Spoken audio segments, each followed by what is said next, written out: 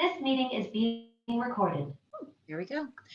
Just to let you know, so if you want to turn your camera off so that you're not going to be on the camera on the recording, that would be great. And that way we'll just be able to record the presenters. So Julie, I am going to turn it over to you. Okay, hi everyone and speakers. If you have signed up with me, got an email from me or heard from me in the last day that you are one of our speakers today, I want you to know that you should be able to turn on your camera and unmute yourself when it is time for you to speak. And I did send you each, everyone except Jen, who just is adding on to us now. I sent you all a list of the order we're going to try to go in. So we are going to start first with Laura Hill from Desert Shadows Elementary to tell us about some of their amazing programs they do. All right. Hello, everyone again. My new couch is in and looks awesome, first off. Let's see. I'm happy to talk about some of our programs, and I have to say I'm super excited for this presentation to hear from everybody else. Especially coming back from COVID and trying to figure out what events we can do that are safe and still get a sense of community in the school. So I'm super excited to hear from everybody else, but I just wanted to share a couple things that we're doing at Desert Shadows. The first one that we did this fall is we had a movie night, which we haven't had in a long time, but it worked out great. We had it outside. I have the numbers. It costs, our total costs for it, just nuts and bolts. We spent about $2,200, and that paid for the very large inflatable screen rental. It paid for the movie rights, which we did Space Jam: A New Legacy, so it was a kind of an updated movie. And we actually gave the kids a choice of 5, and all the kids got to vote that week. And then on Friday, we announced what the movie would be and had it, that Friday night. So that was kind of fun for the kids to get involved in selecting the movie. Part of that cost also went to Harkin's huge bags of popcorn that we sold. So we actually made, money back. We made about $700 back selling some candy and those Harkins bags, which we actually pre-sold a bunch, which worked out really well. And then we had about 30 or 40 left to sell, to walk up customers there. It was a really nice night. We had a couple food trucks there for dinner, and I think that was the only hiccup we had. Just because it was kind of slow. So, for future movie nights, we may do a pizza, pre-order or something like that instead. But otherwise, it was a nice way to have a community event outdoors, again, safe, and, just got everybody together and chatting, and it was really nice. In the spring, we may or may not do a carnival. We're still talking about it, but in the past, that's been one of our big spring activities where we bring in a bunch of moon bounce activities, a lot of moon bounce obstacle courses. One year we had the big red balls that you might see in Wipeout. They have a moon bounce like that, a couple rides, face painters, bubble machines going. And the way we do it is we sell wristbands. So $20 gets you, unlimited access, everything. To go. So those are a couple of events that we had this fall and are thinking about having. One I forgot to mention to Julie, but is upcoming. We're going to try a Sweethearts dance outside for the first time. That'll be in February, where our kids can bring their adult, and we'll have a little dance for them. Oh, pardon me. And then one of the other things I wanted to talk about that we did this year for teacher appreciation is we redid the break room for them. And that, we spent a bit on paint, but it was mostly elbow grease from the PTA. We repainted the break room. We repainted some of the furniture that was in the break room and bought a couple extra pieces. And right now we're doing where each grade is kind of responsible for bringing snacks in every month for the teachers. So pop, tea, candy, chips, drinks, just something to have in the break room so the teachers, know that we care about them and we want to make their day a little happier. So anyway, those are some of the things going on at Desert Shadows Elementary. And like I said, I'm super excited to hear what is going on in other schools. Thanks.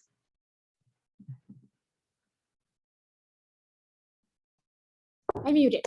Thank you. And I didn't see any questions coming yet, but we're going to try to go through all of our speakers. And then, so if you can hang on, if people have questions for you in the end, we'll do that then. Maybe see if anyone else has done some of the same types of programs or has questions and starting one of those that they want to ask you about. So thank you. And we will move to our next speaker, Melissa Finn from Sandpiper Elementary. And then also from Sandpiper, we're going to have Ruby come and talk about the Trekkers program.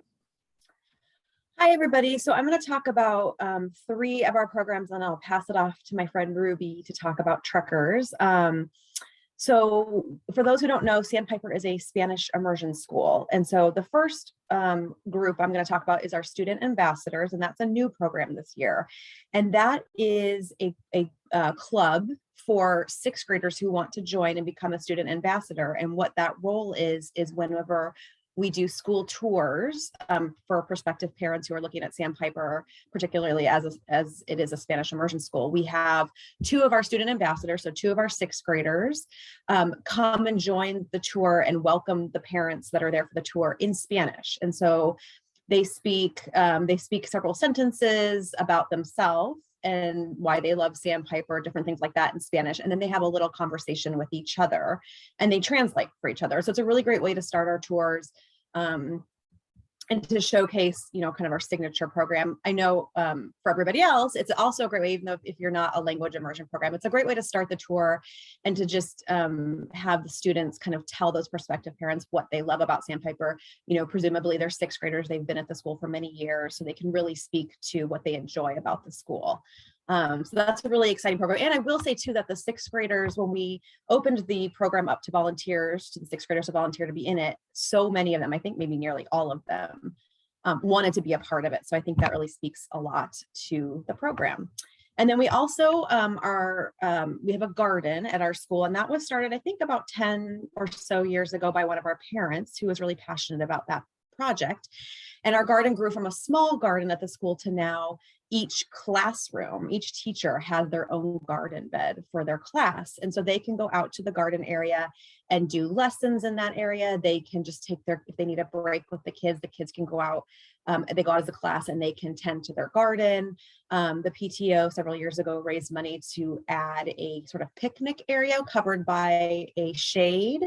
And so teachers actually now have space to conduct learning class sessions in the garden.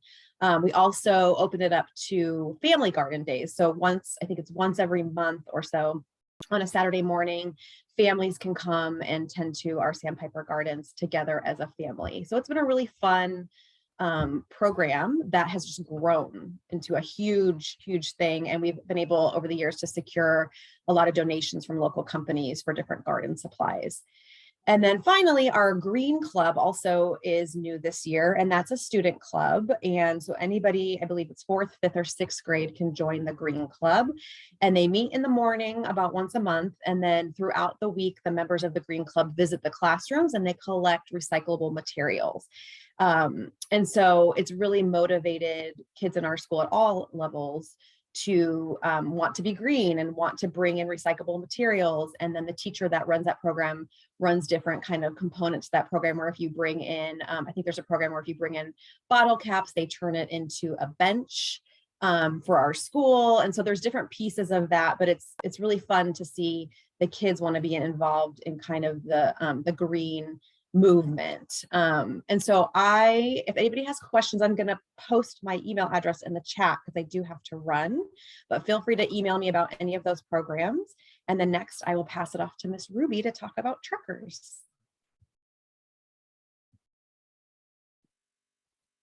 Hello, can you hear me? Okay. My name is Ruby. I've been doing the Trekkers program for 7 years at Sandpiper. Mr. Jarrett actually, when he was the principal there, had the program. I'm not sure how long he had it for, but Mr. Jarrett started the program at Sandpiper. And then when my kindergartner started there 8 years ago, I think, she's in 7th grade now, Kia took over the program because it was, Mr. Jarrett was in a transition. So Kia took over, she was PTO president, and then she asked me, since I've been running for many years now, which I really love the Truckers program because of that. So I've had it for 7 years now, where I run it during the kids' lunch recess. They have a choice to run a lap. So we built a track and with cones, and the kids just go around the track, and they get a little card like this. Each grade has a different color, and they just run around the track. We put music out for them, so it's also fun, and it goes for 8 weeks. It ends the Friday before spring break. So every Friday I go out there and they get their little cards. I have a bulletin board. We pin their cards on there. They come out, they look for their name. We have parent volunteers that help the kids find their card. So then each time they do a lap, they get a mark. And then so when they get 8 laps now, which is 2 miles for 20 minutes, depends on how long each kid takes, then the 2 miles, they get a little shoe. And the shoe, I don't know why, but this shoe and the kids, it's a different world for them. Like having the shoe on their backpack and how many shoes they have, they just feel proud of themselves. The kids don't, and I tell them I have a microphone, and I tell the kids, you can run, you can jog, you can skip, you can crawl, you can walk, you can dance, whatever you want. Just get around that lap and you'll get your little check mark. And of course, we've had the little cheaters. So we've had to I don't know why, like for the shoe, there's no reason to cheat. It's just a little shoe, but the kids are so proud of their shoe. And so anyway, so each week we've now come up with a different color. Like we'll do black one day, the next one's blue or red and different colors, because then when I'm marking their cards, so I have a little box with all their cards in it. When their cards come out and it's wait, why do you have black and why do you have pink? So that's how we catch the little silly cheaters. But they love it. Some kids don't want to run around the track. They we hate running. We don't want to run. Okay, well, you don't have to run. So just, go dance. So they'll be behind me and they'll be dancing with their friends. And then now, it's been 7 years. So each year you add something different. Each year there's, an obstacle. That's the correct term. There's always a small obstacle, and it's fine because we just try our best. I'll talk to Kia, I'll talk to someone and try to okay, so what can we do better? What can we do? So when the kids come out running for their cards, what can we do better? So this year we've had where each grade level has their own recess. So they have 20 minutes and it's back to back. Before we used to have a 10-minute break where we'd pin the cards and then take a 10-minute break. And then now it's boom, they're out. And so now this year, it's just gotten more where we have to have the boards already pre-done before those kids come out. Because some kids now, they run or they come to recess and then lunch. And other kids do lunch and then recess. So that's where we've hit an obstacle this year. But we just got more boards from Office Max and then just have them pre-done. So when the kids come out and they already have their cards if they find them. So then the volunteers, what they do is they just check mark the kids. So, I mean, it's been a fun program. The kids look forward to it. The kids, we are a Spanish immersion school. So I have Spanish songs on my computer and I'll put Spanish songs for some of the kids. We have kids that want to listen to a song. And if I put that song, they promise me they'll run. And I'm like, okay, so we have a little song request thing. I put that next to my computer and the kids will come and write down what song they want to listen to. And but anyways, but yeah, that's another note I put on here was there's parents that they don't come to volunteer to mark the kids. They come to run with their kid. So I had a mom that ran a 1.6 laps. So that's 1.5 miles. And then waited till what time is sixth grade? She went from 12:30 running 1.5 miles to 12:50, well, after that, to run another 1.5 miles with her sixth grade daughter. So, I mean, everyone's included, even pre-K and kindergartners, and pre-K and kindergartners have always had their special time because they're smaller, they're little, and so they just have like, they just do their little laps or whatever. But anyways, it's a fun way to keep active, and everyone enjoys it. And the teachers too, the teachers actually come out and walk and run. We have a kindergarten teacher, Miss Bennett. She'll run just 2 miles with her kindergartners, and she has a lot of fun. So anyways, so that's the program at Sandpiper. We love it. Thank you, Ruby. First, I want to say congratulations and thank you to you for running it for so many years. I'm sure that's one reason it's so successful, to have that continuity and all your energy that you put into it. I'd say just between what you presented and Melissa, that was just such a great assortment of programs. And I love seeing some that have been there for 7 or 10 years, and then others that are new this year. So that's fantastic. We are going to move on just because we have so many more people we want to get to. But if you can hang on for questions, that would be great. And just like some of these programs were there really to help the schools and the students, our next presenters are going to talk about the program that they have that really assists in education and the services provided to their school. And that's Fireside Elementary, that has their famous digital citizenship program. So if Nisha can come back on, and Rebecca, and I think Rebecca might have some slides to share, and we'll turn it over to you. Awesome. Thank you guys so much for having Fireside Elementary here today to talk about our digital citizenship program. And I am going to share some slides. Is everyone seeing can I get a thumbs up or a yay? I see them. Awesome. Yep. Okay. So we're talking about digital citizenship and the program that Fireside has. And we've had it, Nisha probably can say, is it 5 years or 6 years now? 5 years for sure.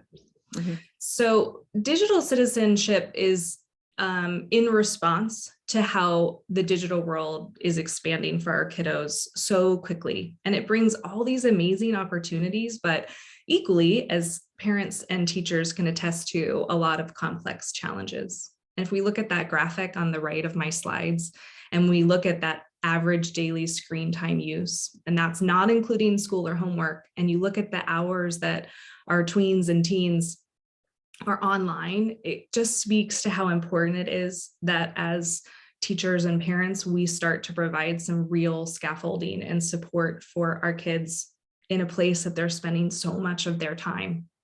So when we teach digital citizenship to our students at Fireside, we believe we're creating, this school culture that supports, Spark digital citizens. Spark at Fireside is that safe, positive, appropriate, responsible, and kind language we use at that elementary school level. That whole great opportunity brings great responsibility type stuff.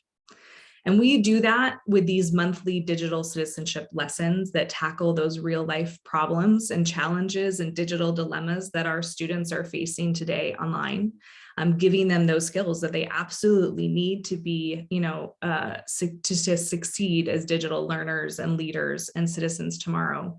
Personally being in the classroom, when you hear these students tell you these very candid stories of what they're experiencing online, it just brings so much motivation to provide this curriculum for them. And, in the end, we want digital citizenship to help students take ownership of their own digital lives, right? From elementary, middle school, high school, but obviously on to college. And the curriculum that we use is in partnership with Project Zero, which was developed with Harvard Graduate School of Education and Common Sense Media's award-winning K-12 digital citizenship curriculum. So it's a partnership together, guided by research from thousands of educators, creating these individual lessons that we use that take on these real challenges and digital dilemmas.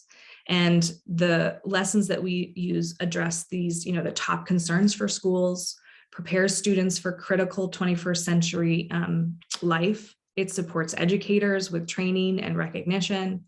And one thing that I think is just so valuable for everyone to understand is the importance of engaging, the whole community, not just the student, because we know how important, especially now that we've been doing this for 5 years, how critical it is for parents to be involved and to know what's going on. So the way that Fireside approaches this program, this is unique to our school. Every school has different resources and availability for volunteers. So this is just how we do it. And Nisha's going to talk in a couple of slides of maybe some alternative ways that you could bring this to your school. But at Fireside, we have a parent volunteer in each classroom. Every month, they do a 1 hour long lesson. This is the first year we're piloting it in our 2nd grade classrooms, but so it's 2nd through 6th.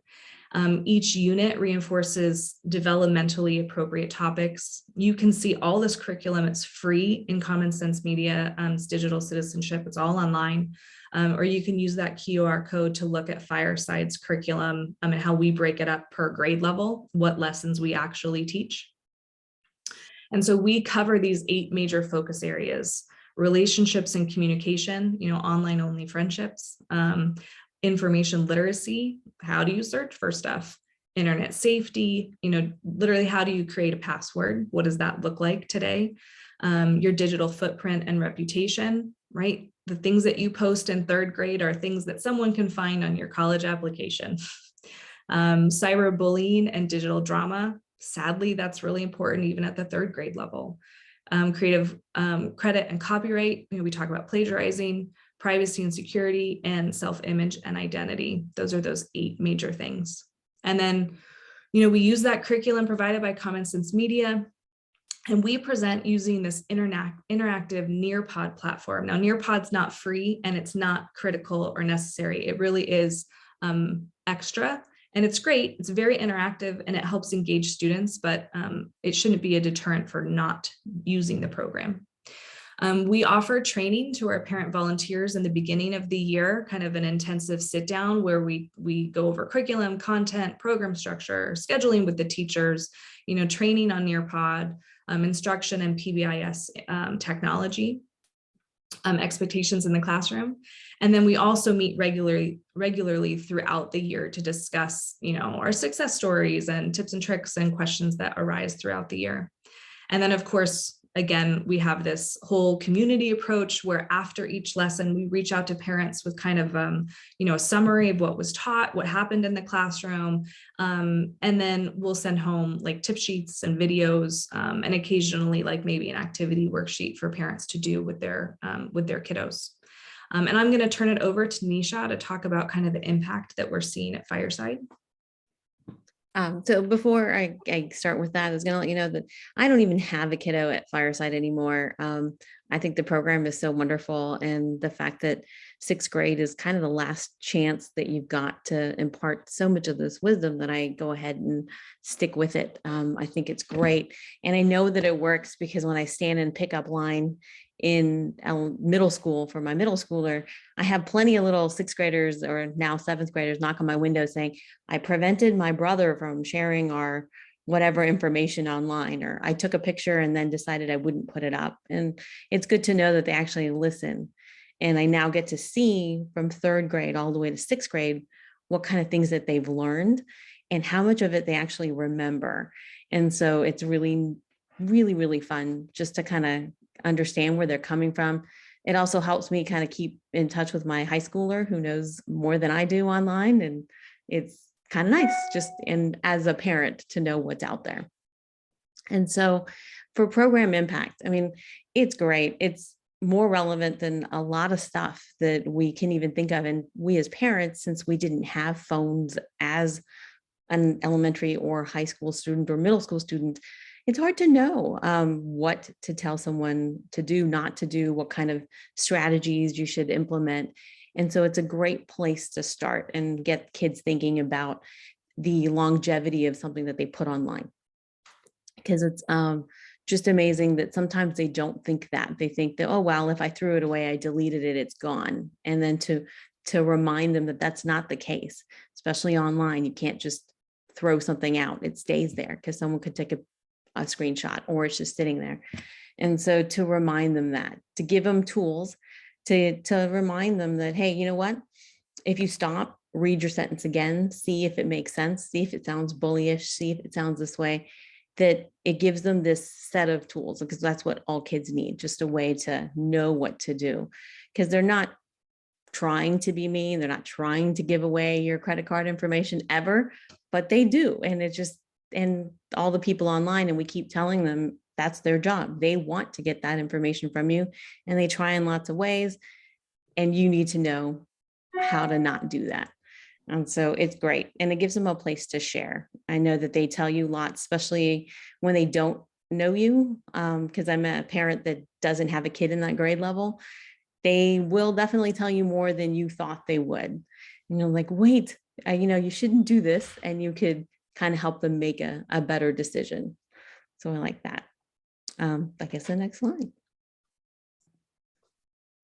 And so, yes, and we talked about how we teach it, right? There's a parent in sixth grade, we teach in one day because that's what the teacher prefers. And there's two of us that go in, and we like to go in together. Others, there's one per classroom. You can kind of make it work for your school and the kind of volunteers you have. It doesn't need to be one way. It doesn't have to be once a month, because something is better than nothing. So it's whatever you can do. Yes, we use Nearpod because we have the ability to, but knowing that it is costly, that you don't need it. The slides are made and they're pre-done for you on Google Slides, on Common Sense Media, with the whole teacher notes and everything is the lesson plan. Thank you, Rebecca, is actually sitting there. So you can go ahead and read. So if you didn't know answers and you didn't know things, it's not a big deal. And that's the one thing that a lot of volunteers want to know is like, what if I'm not tech savvy? What am I going to do if I don't know this stuff? They actually do walk you through it. And they do tell you answers. They tell you what these things are. And then a little bit of curiosity on your own volunteer's part kind of helps you out. So you don't need to. As my kids laugh at me because I am the least tech savvy of our family, and I'm the one that teaches this stuff. And so it's not hard. It is really, really fun. And the teachers enjoy it because the teacher I have in sixth grade always has stuff to chime in and say. And so it's great. So I guess the next one. And so here's our vice principals or the assistant principal's email. She's the one that spearheaded this and got us all together. And we've got a good group of parents, and we're all very happy to share any information about how we can help you implement it at your school. Come in, even help you out whichever way you need. We can put our emails down too, but if you definitely talk to Shannon Smith, she will get us your information and we can reach out to you too. I think that's all we got. Yeah, thank you guys so much for having us. Thank you both so much. Your program is amazing. I know a few years ago, I think Rachel was able to come and tell us about it, and we always want to learn more and see how we can get that going in more schools, because it really is such a great, impactful program. So thank you both very much.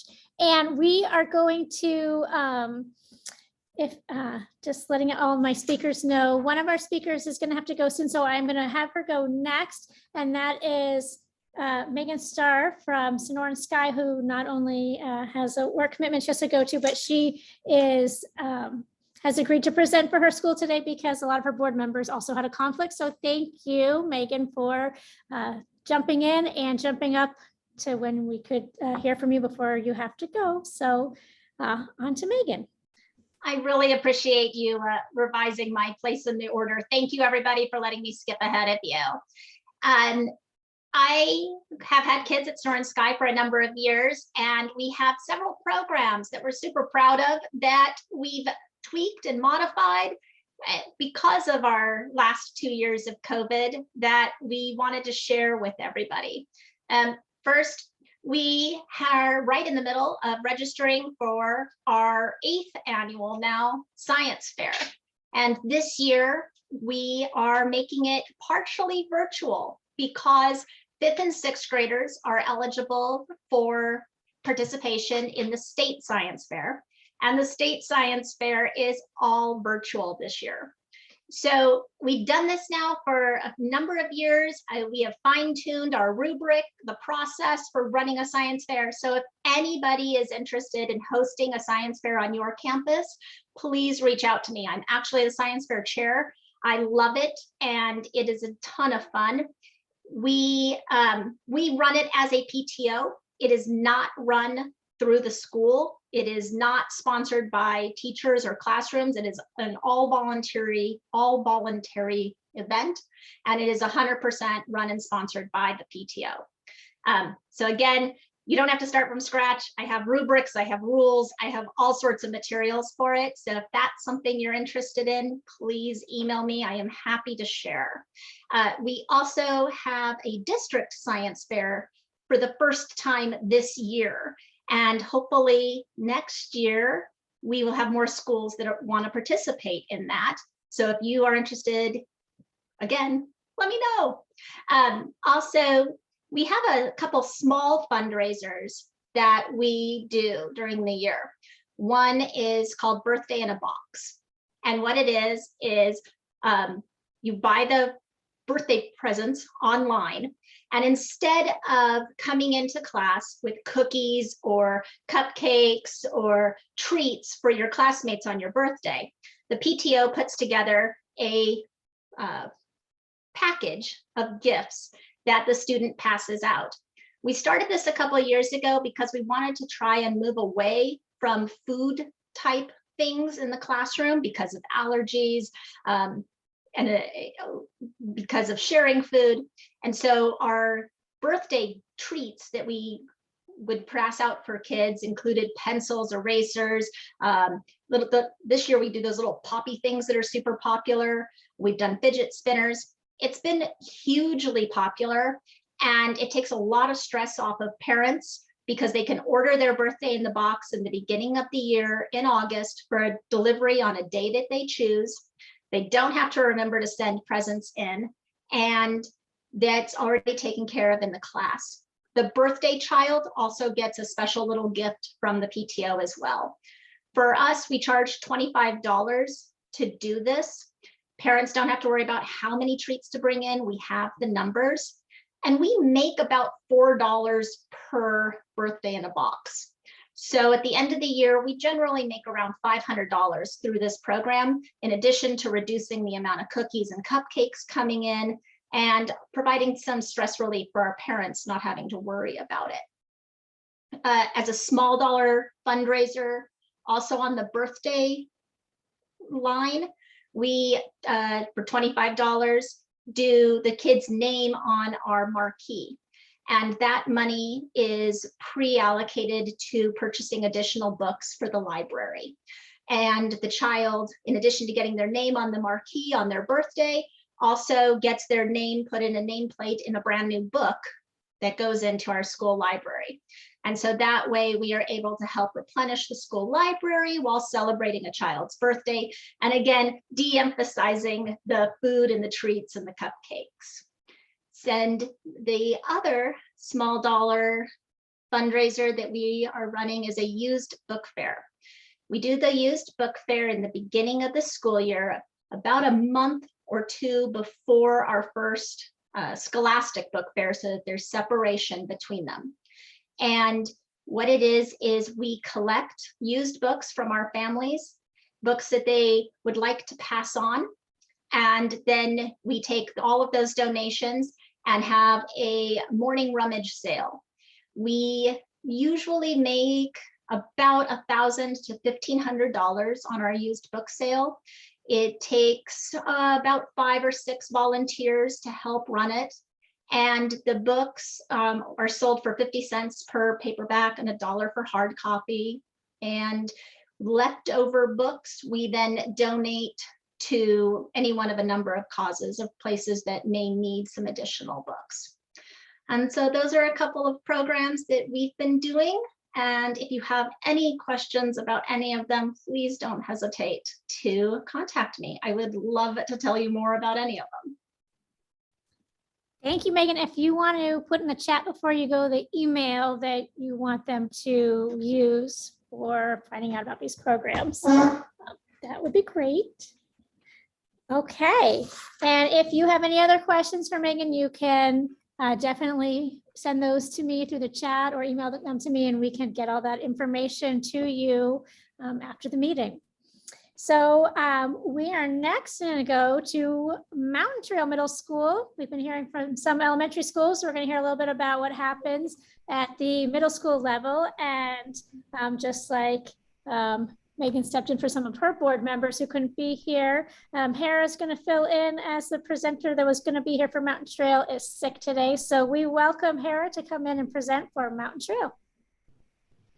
Hello, everyone. So anyone who's had a middle school student knows that middle school can be challenging to create community because it's, for a majority of our schools, it's 2 years. And there's a lot of transition with the kids, developmentally and socially and emotionally and all those things, and parents who are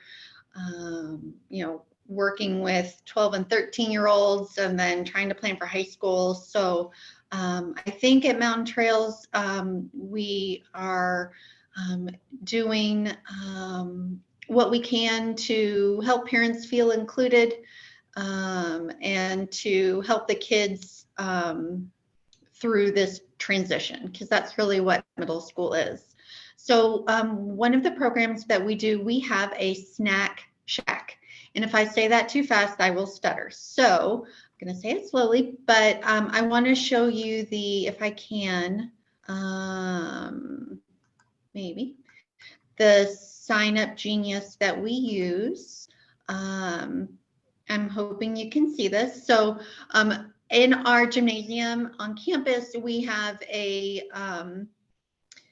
area where we can sell snacks like you would for any game. But what we do is we have parent volunteers come in each day during the lunch period to sell those snacks to the kiddos from 11:40 to 12:15. We don't do it on half days because there's no lunch.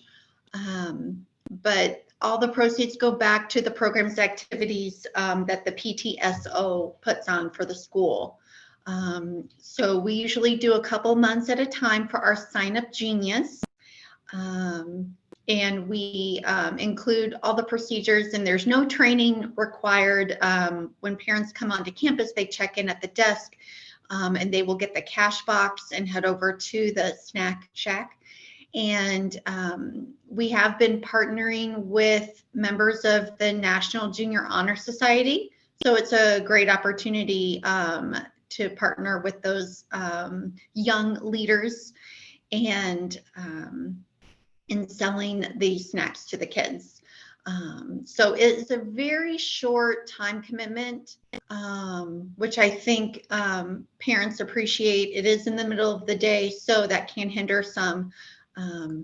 But the kids absolutely love it. I was trying to get pictures, but I was just unable. We didn't want to put kiddos' faces in the meeting. But we have the things that we sell. It's varied over the years. We do try and keep a good amount of what would be considered healthy snacks, as well as those chips and candy and things like that available for the kids. It's very reasonably priced. I don't think it would be anyone's full allowance, I should say, but parents really do love it. And I'm happy to share any information about that. It's very easy to get set up. And then the other activity that we have is, we call it Cookies and Cocoa. And so in December, we, I think, also use a Sign Up Genius, but we have families donate cookies, candies, and other treats for the teachers and staff before winter break. And some parents choose to make their own treats. Some parents will buy treats. And what we've done the last couple of years is had the families bag up 3 to 4 items in an individual bag and bring enough for probably 12 to 18 portions. And it goes in the teacher's lounge. We provide each teacher and staff person with a box, and then they can go collect their goodies and get just a variety of things. And it's just a simple way to show the teachers that we're thinking about them. We're glad that we've had a great semester. We're really glad that everyone gets a little break, and just to spoil them with some sweet treats. So I think we, as middle school families, we're used to being heavily involved at the elementary level, and we're working on weaning ourselves away from campus for middle school, but this is one little thing that we can still do, and our kids can participate, at least with the baking or the bagging at home. So any questions? I'm happy to put my email address in here if anyone would like information about our snack shack or cookies and cocoa.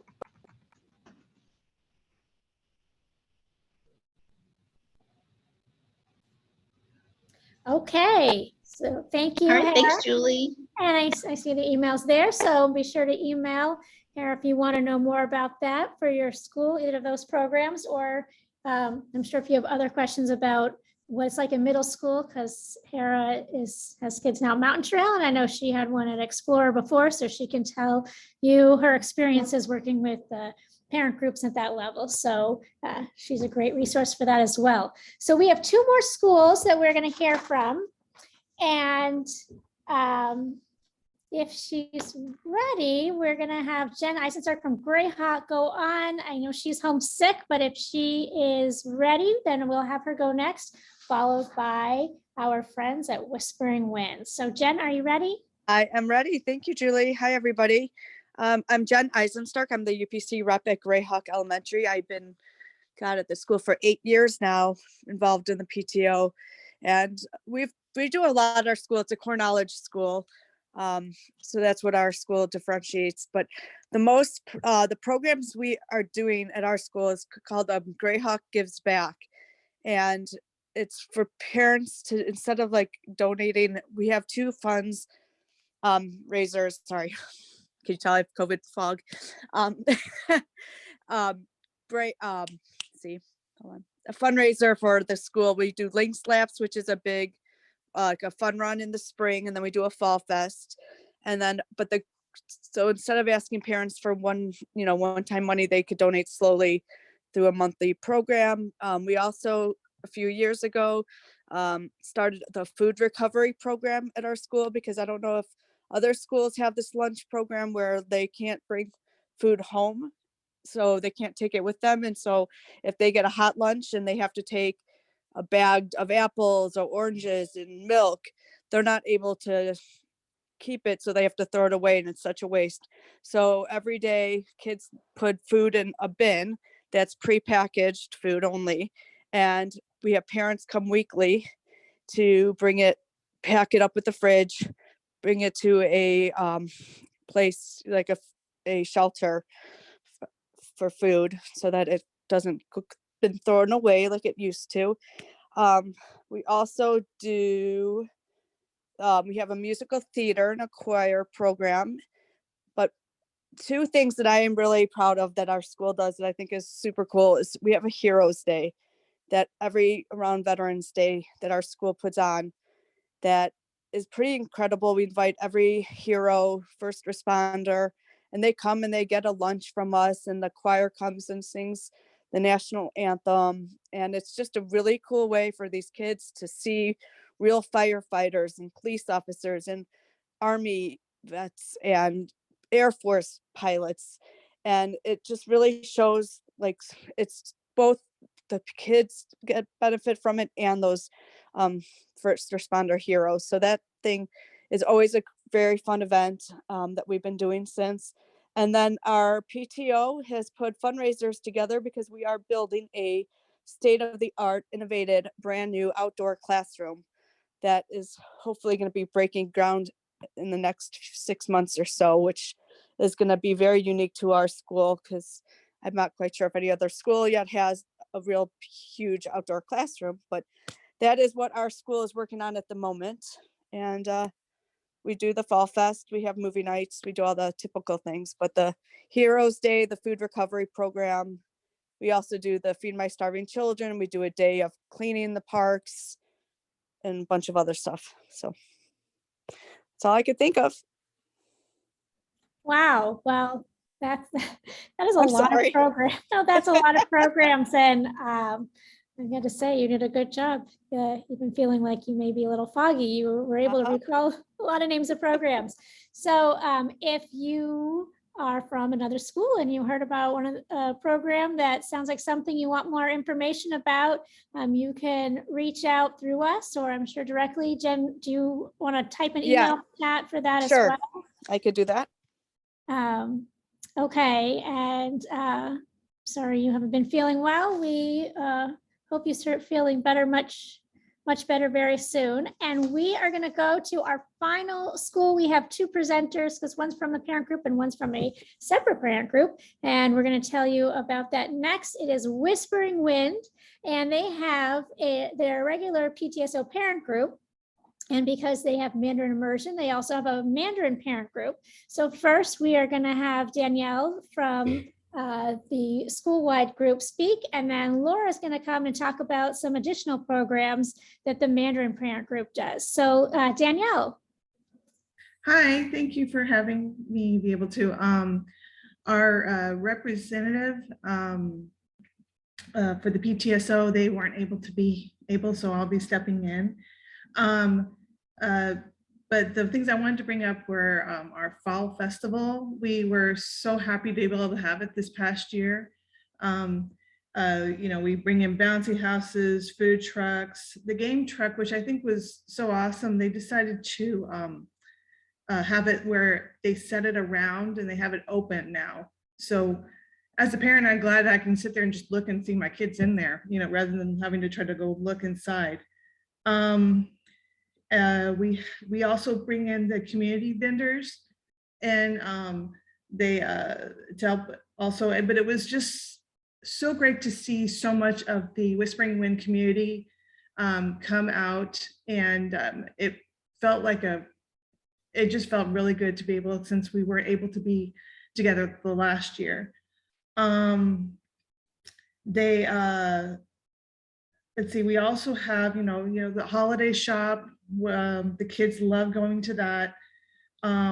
We have donuts with dads and muffins with moms. We already had the donuts with dads event, and we passed out, they passed out 28 dozen donuts.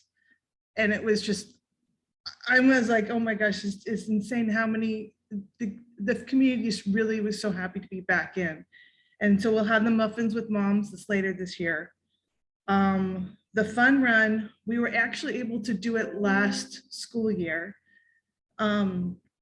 which what they did was they just separated into each PE period, and the kids still enjoyed it. They got to go out and we got to raise money and have fun, and we had probably a huge response from the community, which is so great. We also have once a month dine arounds, where we basically the dine arounds are each will have a restaurant we partner with and fundraise. We just did Zupas, which was great. We also will have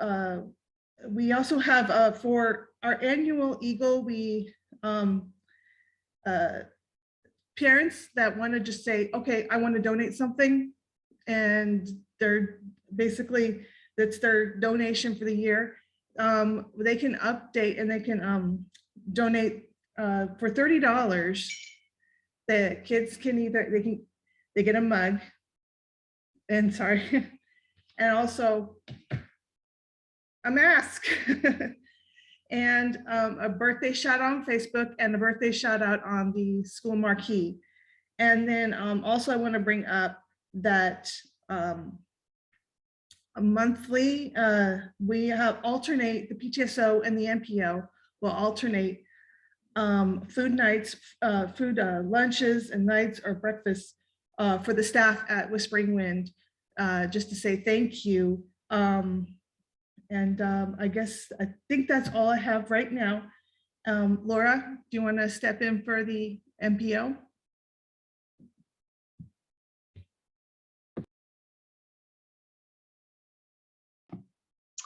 Hi, I am Laura Miyazaki, and as most of you know me, I'm the UPC Immersion Ed co-chair for Mandarin.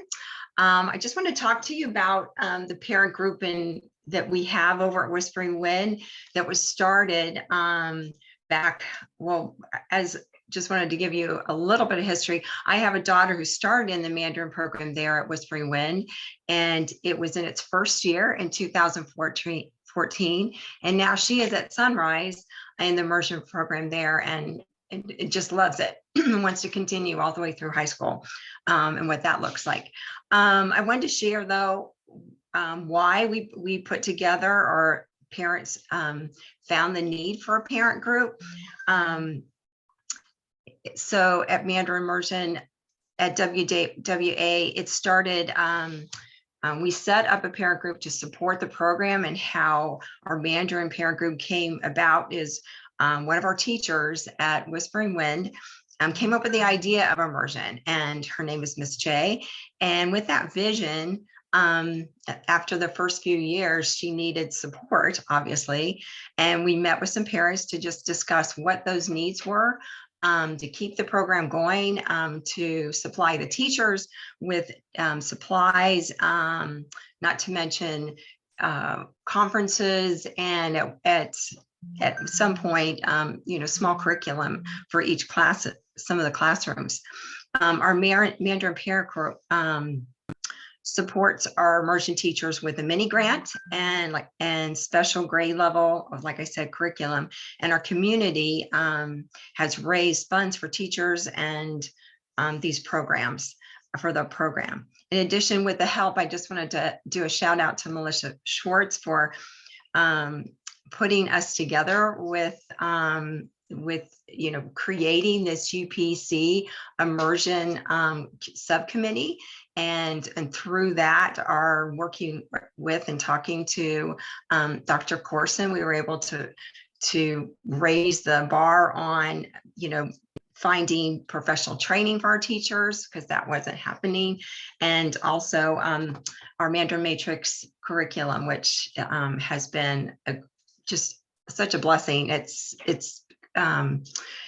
helped those teachers that were having to actually put together hours and hours of translated Mandarin from English to Mandarin curriculum for their classroom. So it's been a real saving of a lot of time for those teachers.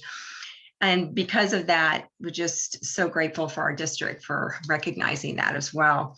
I wanted to share though, as far as an event, our Mandarin parent group just recently, they want to try and bring all the community and talking about how we support and have this great immersion program there. But our school is probably about 30% the immersion, and the rest are not in that program. And so what they have done is they put together several programs to bring the community together. One being the movie night, and we had it outside this last time, and started in November, and it was just a small fee of $1 per person. There were snacks provided that were donated by parents and families, and we had purchased a big screen for inflatable, like someone else was, I think was talking about that as well, and we had that back in November. The movie just, it felt like it gave the feeling of going to the drive-in.